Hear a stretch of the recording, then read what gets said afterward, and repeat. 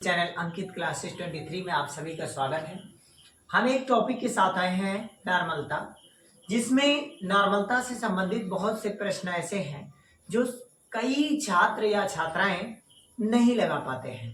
तो इन सब का समाधान आज आप पा जाएंगे और इस टाइप के जितने प्रश्न बोर्ड एग्जाम में आते हैं वो सभी समस्याओं का समाधान आज आपको मिल जाएगा इस वीडियो में लास्ट तक आप बने रहिएगा और इस वीडियो को अपने पढ़ने वाले दोस्तों के पास अवश्य भेजें। 2, 4, 10 जो भी हों छात्र या छात्राएं आपके संपर्क में, जो आपके जानने वाले हों, परिचित लोग हैं और कोई रिलेशन के लोग हैं, तो उनके पास जरूर ये वीडियो शेयर करें जिससे वो इस वीडियो का लाभ उठा सकें। ठीक है, और सब्सक्राइब, लाइक और शेयर ये सब जरूर करते रहें। इससे करने से मुझे भी एक मोटिवेशन मिलेगा और मैं आपके लिए इससे भी अच्छे से अच्छे वीडियो प्रयोग के साथ लाऊंगा। ठीक है, आप लोग इसी प्रकार से अपना स्नेह बनाए रखिए। चलते हैं टॉपिक पर। नॉर्मलता क्या है? सबसे पहले हम नॉर्मलता समझते हैं। तो नॉर्मलता का तात्पर्य होता है कि किसी भी 1 लीटर विलयन में, ये जैसे पात्र है, इस पात्र में 1 लीटर विलयन है और इस 1 लीटर विलयन में विलेय के जितने ग्राम तुल्यांकों की संख्या होती है उसी को हम लोग उस विलयन की नॉर्मलता कहते हैं। तो हम लोग इसको लिखेंगे कैसे? देखिए ऐसे लिखते हैं, 1 लीटर विलयन में उपस्थित 1 लीटर विलयन में उपस्थित विलेय के ग्राम तुल्यांकों की संख्या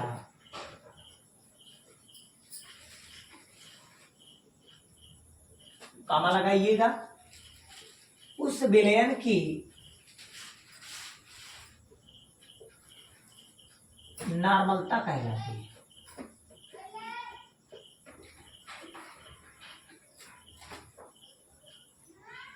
उस विलयन की नॉर्मलता कहलाती है। नॉर्मलता की डिफिनीशन बहुत अच्छे से आ गया होगा कि 1 लीटर विलयन में उपस्थित विलेय के ग्राम तुल्यांकों की जो संख्या है उस विलयन की नॉर्मलता कहलाती है। इसको हम लोग लिखते किससे हैं? हम लोग बात करेंगे, इसको हम लोग यन से रिप्रेजेंट करते हैं। किससे? यन से व्यक्त करते हैं। आप ऐसे भी लिख सकते हैं या आप लिख सकते हैं इसे यन से प्रदर्शित करते हैं, इसे यन से लिखते हैं, कुछ भी आप लिख सकते हैं। It is denoted by N. Clear? अब नॉर्मलता का सूत्र क्या होता है? तो नॉर्मलता को कैपिटल एन से, और नॉर्मलता का सूत्र होता है कि विलेय के ग्राम तुल्यांकों की संख्या, मतलब विलेय के ग्राम तुल्यांकों की संख्या, विलेय के ग्राम तुल्यांकों की संख्या बटे विलेय का आयतन किसमें होगा? लीटर में। इस प्रकार के प्रश्न आएंगे तो कैसे आप लिखेंगे? थोड़ा सा इसको मैं इनके डाल दूं तो बताता। हम लोग आ गए विलेय के ग्राम तुल्यांकों की संख्या बटे विलयन का आयतन। ये फार्मूला है, लेकिन अगर मुझसे कोई ये पूछ ले कि ग्राम तुल्यांकों की संख्या निकाला कैसे जाता है, तो आप एक चीज जान लीजिए कि ग्राम तुल्यांकों की संख्या का सूत्र होता है भार बटे तुल्यांकी भार। भार बटे क्या होता है? तुल्यांकी भार। ठीक है, अब यहां पर गुणे में क्या लिखा है? विलयन का आयतन। आयतन को वॉल्यूम कहते हैं और लीटर में है तो यह लगाएंगे। अब भार को हम लोग किससे लिखेंगे? कैपिटल एन इक्वल टू भार को हम लोग किसका व्यवहार होना चाहिए? विलेय का, और तो विलेय के भार को डब्ल्यू भी, और बटे तुल्यांकी भार है। तुल्यांकी भार को किससे लिखते? ई से, और इनटू में क्या है? आयतन। किसमें? लीटर में। अब बोर्ड एग्जाम में आपको इतना सिंपल सवाल नहीं देता कि तुल्यांकी भार भी दे दे, आयतन भी दे दे और भार भी दे दे और आप आसानी से लगा लें, ऐसा नहीं देता। तो आपको ई भी निकालना होगा। अब ई क्या है? ई तुल्यांकी भार है। अब तुल्यांकी भार कैसे निकालेंगे? तो देखिए तुल्यांकी भार का सूत्र होता है अगर आप तुल्यांकी भार निकालना चाहते हैं तो इसका सूत्र होता है अणुभार और बटे में होता है n फैक्टर, अणुभार बटे में n फैक्टर। अगर आप यहाँ वैल्यू पुट करेंगे तो अणुभार को हम लोग mb लिखते हैं, तो यहाँ हो जाएगा wb और बटे में इसके दर पे क्या रखेंगे अणुभार और बटे में क्या हो जाएगा n फैक्टर, तो n फैक्टर नीचे है तो सबसे ऊपर जाएगा, तो क्या हो जाएगा n फैक्टर और बटे में क्या हो जाएगा, बटे में आयतन किस में है लीटर में। ये फार्मूले पे आपको बोर्ड एग्जाम में सवाल मिलेगा, ठीक है दोस्तों, चाहे इस पर मिलेगा या फिर अगर आपको मिलीलीटर में आयतन दिया जाए तो आप लिखेंगे WB इंटू में n फैक्टर और बटे में आप लिखेंगे MB और गुणे में आयतन मिलीलीटर में, और जैसे मिलीलीटर आएगा वैसे आप 1000 से क्या कर देंगे मल्टीप्लाई कर देंगे, ठीक है। इस प्रकार से आप लगाएंगे, ये नहीं कि आप किसी भी प्रकार से लगा दीजिए, ऐसे नहीं माना जाएगा, इसी प्रकार से आपको लगाना होगा। अब मैं बताऊंगा कि n फैक्टर क्या होते हैं, ठीक है। अब आते हैं सिंबल जो आते हैं चेक करने के लिए, कैसे हम चेक करेंगे किसी चीज को, सिंबल रिप्रेजेंटेशन में कैसे बदलते हैं। जैसे आ गया एक सेमी नॉर्मल, ऐसे लिख दिया गया एक सेमी नॉर्मल, तो आप क्या समझेंगे, देखिए अगर सेमी लगा है तो सेमी या पैरा मीन्स होता है आधा, तो इसका मतलब नॉर्मल को हम लोग किससे लिखते हैं n से, और एक सेमी नॉर्मल बराबर n बाई कितना, सेमी जब लग जाए तो सेमी का मतलब आधा, मतलब 2 से डिवाइड, या फिर ऐसे लिखा है अगर n बाई 2 लिखा है तो आप समझ जाइए एक सेमी नॉर्मल लिखा है, या बोर्ड एग्जाम में आ गए एक सेमी नॉर्मल में नॉर्मलता कितनी है, तो आप क्या करेंगे, तो इसको n बाई 2 का मतलब हो गया 1/2n, और एक में अगर 2 से डिवाइड करेंगे तो 0.5 आएगा, मतलब इसका तात्पर्य ये है कि एक सेमी नॉर्मल में 0.5 है क्या नॉर्मलता, क्लियर। अगर बोर्ड एग्जाम में तात्पर्य से एक क्वेश्चन मिलता है, अगर ऐसे क्वेश्चन आ जाए एक डेसी नॉर्मल में, एक डेसी नॉर्मल, तब क्या करेंगे, डेसी का मतलब 10 से भाग, तो n में किससे भाग होगा 10 से, चाहे आप ऐसे लिखे या फिर ऐसे भी लिख सकते हैं 1/10 n, और भाग दे देंगे तो कितना हो जाए, एक में 10 का भाग देंगे तो जितना नीचे 0 उतने अंक पहले दशमलव, तो एक अंक पहले दशमलव, क्योंकि एक 0 है और n है तो ये 0.1 नॉर्मल। अगर क्वेश्चन आ जाए एक सेंटी नॉर्मल, तब अभी तक सेमी था, अब सेंटी नॉर्मल आ गया, सेंटी माने जन्मे करते हैं 100, तो इसीलिए क्या होगा n में कितने से डिवाइड होगा 100 से। अब चाहे ऐसे लिखिए या 1/100 n लिखिए, अब नीचे 2 0 तो 2 अंक पहले दशमलव, 0.01, 1 2 अंक पहले दशमलव। और अगर आ गया एक पेंटी नॉर्मल, क्या आ गया एक पेंटी नॉर्मल, तब क्या करेंगे, एक पेंटी नॉर्मल, पेंटी मतलब 5 से डिवाइड, कितने से डिवाइड 5 से, तब आपका क्या होगा, इसको 1/5 करेंगे n, या फिर आप इसको ऐसे भी लिख सकते हैं 0.2, क्योंकि जब 0 लगाएंगे तो 0 बढ़ेगा, अब 5 दूनी 10 हो जाएगा, तो 0.2 और n है तो n।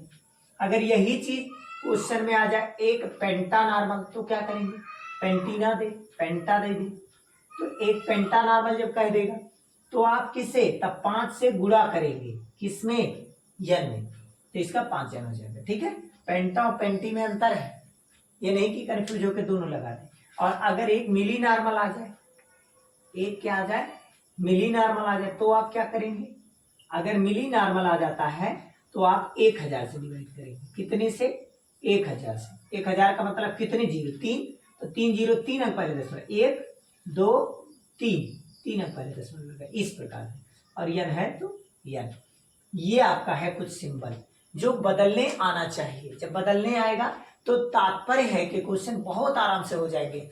जैसे पेपर में आ जाता है कि तात्पर्य क्या है, तो आप बता लेंगे, जैसे क्वेश्चन आगे एक सेमी नॉर्मल से क्या तात्पर्य है, तो एक सेमी नॉर्मल का तात्पर्य है कि उसकी नॉर्मलता 0.5 है, आंसर हो जाए। इस प्रकार के क्वेश्चन यहाँ से नॉर्मलता समीकरण का अगर क्वेश्चन आ जाए तो आप क्या करेंगे, दो बार n दे दिया जाए, दो बार अगर v दे दिया जाए तो क्या करते हैं। नॉर्मलता समीकरण में सिस्टम है कि इसका फार्मूला होता है n1 V1 बराबर क्या होता है N2 V2। अगर नॉर्मलता समीकरण का सवाल आता है, जैसे मोलरता में आता है M1 V1 M2 V2, जैसे बायल के नियम में आता था P1 V1 बराबर P2 V2, वैसे N1 V1 बराबर N2 V2। ठीक है, अगर आपको दूसरे की नॉर्मलता निकालनी है तो N2 को रोकिए, अगर N2 को रोकेंगे तो ये V2 आ जाएगा नीचे, तो क्या हो जाएगा N1 V1 और बटे में क्या हो जाएगा V2। आप इससे कोई भी नॉर्मलता निकाल सकते हैं दूसरे की, अगर पहले के निकालें तो इसको रोकिए, ये नीचे चला जाएगा, आगे पीछे आप ट्रांसफर कर सकते हैं। ओके, अब मैं लाता हूं न्यूमेरिकल किस प्रकार से बोर्ड में आते हैं यूपी बोर्ड। चलिए दोस्तों, आज हम लोग n फैक्टर निकालना सीखेंगे, क्योंकि बहुत लोगों को प्रॉब्लम होगी कि n फैक्टर रियल में सर ने तो बता दिया, लेकिन n फैक्टर है क्या। पहले n फैक्टर के बारे में हम लोग कुछ जानते हैं। चलिए ध्यान दीजिएगा, n फैक्टर का मतलब ये होता है कि किसी भी पदार्थ में कितने H प्लस आयन, कितने OH माइनस आयन, इसी की संख्या को n फैक्टरों की संख्या कहते हैं। ठीक है, n फैक्टर क्या बताता है, H प्लस की संख्या, चाहे H प्लस की संख्या हो और या फिर OH माइनस की संख्या हो। ठीक है, OH माइनस की संख्या हो, या फिर हो सकता है आयनों की संख्या हो, किसकी, आयनों की संख्या हो। तो ये जो होते हैं इन्हीं की संख्या n फैक्टर कहलाती है। जैसे अगर अम्ल है, तो अगर कोई अम्ल है तो अम्ल में H प्लस की संख्या n फैक्टर कहलाती है, और अगर क्षार है तो उसमें OH की संख्या कहलाती है, बोलते क्षारक है। ठीक है ना, बेसिस। और ये क्या है, आयनों की संख्या किस में बोली जाती है, लवण में। जैसे ना अम्ल है न क्षार है, या तो दोनों का गुण है, अम्ल क्षार दोनों है, तो भाई लवण बन जाएगा, जिसको उदासीन कहते हैं। जैसे नमक लवण है, उदासीन है NaCl। ठीक है ना, तो उसमें आपको आयन देखना चाहिए, और अगर क्षारक रहे तो OH की संख्या, और अगर अम्ल आता है तो H प्लस की संख्या, इसी की संख्या n फैक्टर होती है। एग्जाम्पल, जैसे जब तक आ ना जाए तब तक प्रैक्टिस करते रहिए। जैसे मैंने लिख दिया HCl का n फैक्टर बताइए आप, HCl का n फैक्टर। अब आपको पता है तो बता लेंगे, नहीं तो समस्या खड़ी हो जाएगी। अब कैसे बताएंगे, देखिए इसको पहले फैक्टर कीजिए तो क्या टूटेगा, H प्लस Cl माइनस, क्योंकि इसके बाद हम कक्षा में एक इलेक्ट्रॉन, अगर इस पर एक प्लस तो दूसरे वाले पर एक माइनस आएगा। इसका मतलब क्या हुआ कि इस पर आयनों की संख्या H प्लस की संख्या कितनी है, एक है, तो H प्लस की संख्या जब एक है तो n फैक्टर की संख्या कितनी होगी, एक। समझ में आया पहला। दूसरा क्वेश्चन में लेता हूं, मैं लिख लिया NaOH का n फैक्टर बताइए क्या होगा। तो NaOH का n फैक्टर आप कैसे निकालेंगे, इसका भी वही सिस्टम, तोड़ेंगे, क्या बनेगा, Na पर अगर एक प्लस तो OH पर आपका एक माइनस, जितना एक पर प्लस आता है उतना दूसरे पर माइनस आता है।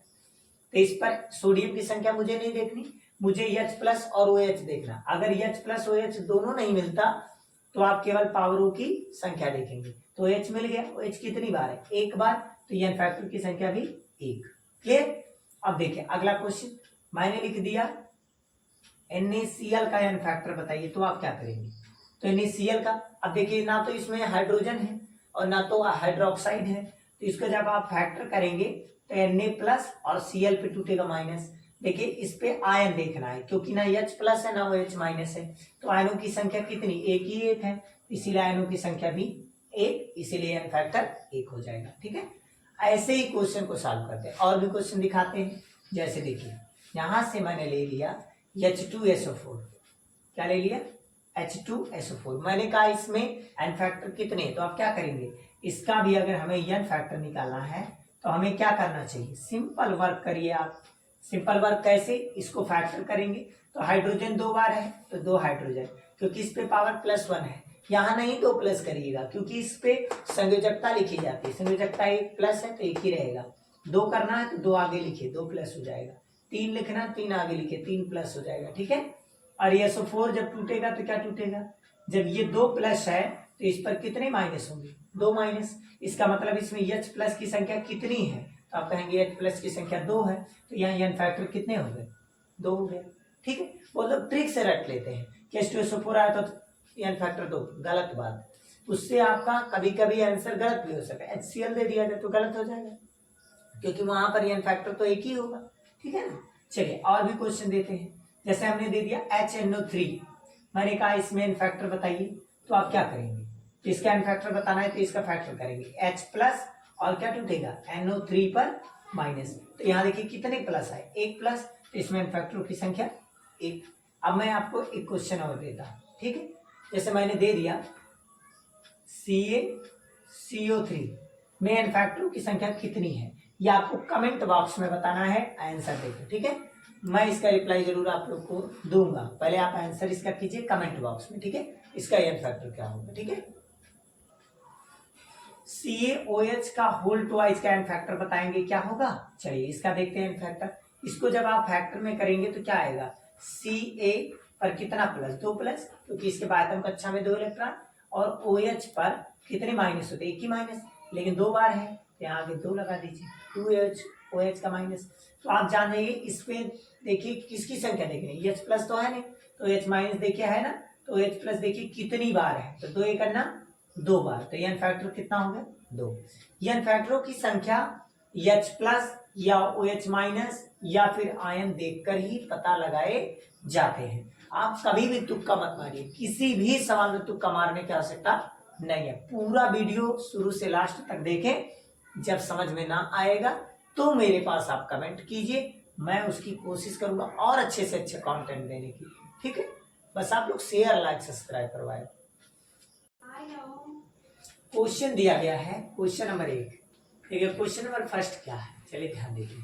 दिया गया 0.5 n बिलियन, तो पहले दिया गया 0.5 n, तो पहले दिया गया, देखिए यहाँ पर पहले चेक किया करिए कि 0.5 n एक बार दिया है, फिर देखिए 0.2 n दिया गया, इसका मतलब n1 और n2 है। जो पहले आए उसका नाम दीजिएगा n1 और जो बाद में आए उसका नाम दीजिएगा n2, 0.2 n।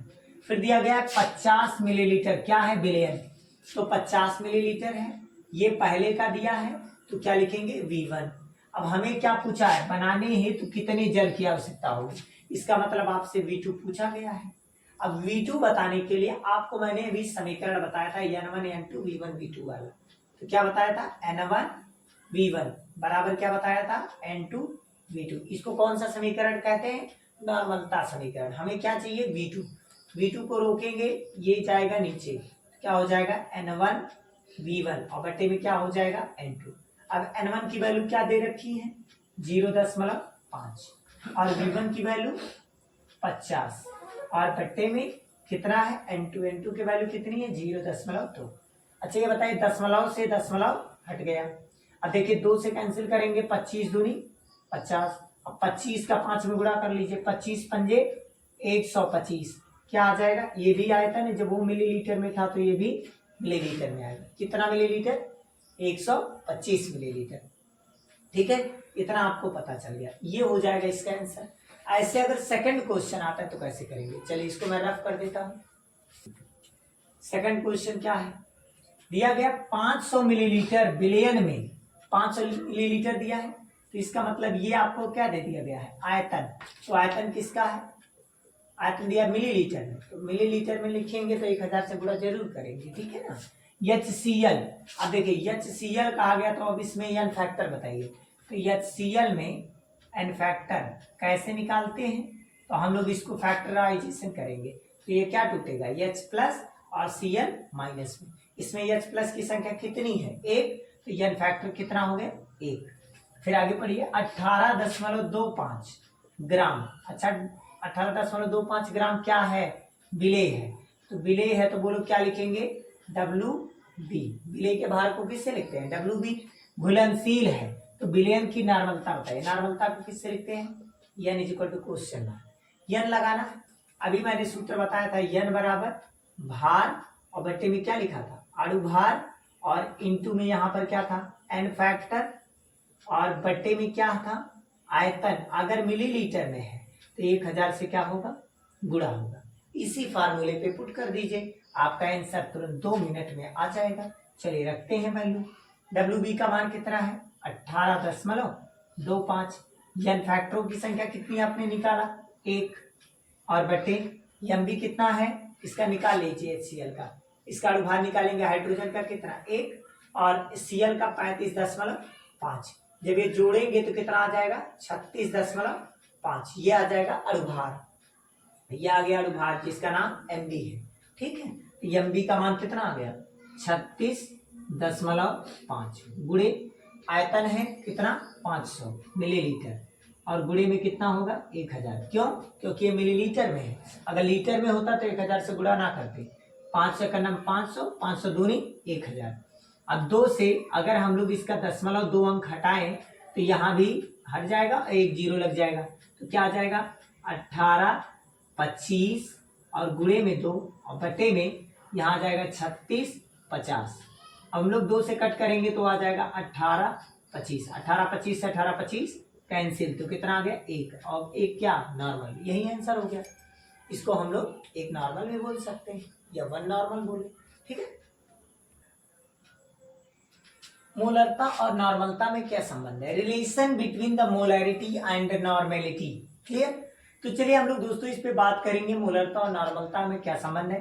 तो मोलरता का और नॉर्मलता का संबंध होता है मोलरता और गुणे में होता है अणुभार, जिसको हम लोग एमबी लिख सकते हैं क्योंकि विलेय का अणुभार है। और हम लोग लिखते हैं नॉर्मलता इनटू में तुल्यांकी भार। तुल्यांकी भार को EQ से लिखते हैं। अब हम लोग जानते हैं तुल्यांकी भार का जो सूत्र होता है, तुल्यांकी भार का सूत्र होता है अणुभार और बटे में होता है एन फैक्टर। ठीक है, एन फैक्टर अभी निकालना आपको सिखाए हैं। यहाँ पर पुट कर देंगे तो m और इनटू में हो जाएगा mb और यहाँ पर हो जाएगा n और इसके प्लेस पर वैल्यू पुट करेंगे तो हो जाएगा अणुभार किसका विलेय का और बटे में एन फैक्टर। अब हम लोग mb से mb को कैंसिल कर सकते हैं तो क्या बनेगा कैपिटल M बराबर n का ऊपर मल्टीप्लाई कर देंगे n और बटे में एन फैक्टर। अगर कोई आपको इस पर क्वेश्चन दे दे कि जैसे मोलरता पूछे, नॉर्मलता दे दिया जाए, एन फैक्टर दे दिया जाए और आपसे पूछ लिया जाए कि मोलरता बताइए, तो आप किसी भी क्वेश्चन में बता सकते हैं। जैसे क्वेश्चन मैंने दे दिया कि एक नॉर्मल H2SO4 में मोलरता क्या होगी, ऐसा क्वेश्चन आ गया। 2 मिनट में आप लगा दें। m इक्वल टू n की वैल्यू आपको दिया गया 1, तो 1 रखिए। एन फैक्टर आप जानते निकालना H2SO4 कितने H2 हैं 2, H+2 हैं तो 2 से डिवाइड। ठीक है, अब भाग दे दीजिए 0 दशमलव कितना आ गया 5 और यही आंसर होगा। एक नॉर्मल H2SO4 में मोलरता 0.5 m है। ठीक है, एक क्वेश्चन आपके लिए 2NHNO3 में मोलरता ज्ञात कीजिए। ये क्वेश्चन आपके लिए है, रिप्लाई हम जरूर देंगे। आप लोग कमेंट बॉक्स में इसका उत्तर दीजिए कि आप सीखें या नहीं, इसका रिस्पांस मिलना चाहिए। ठीक है।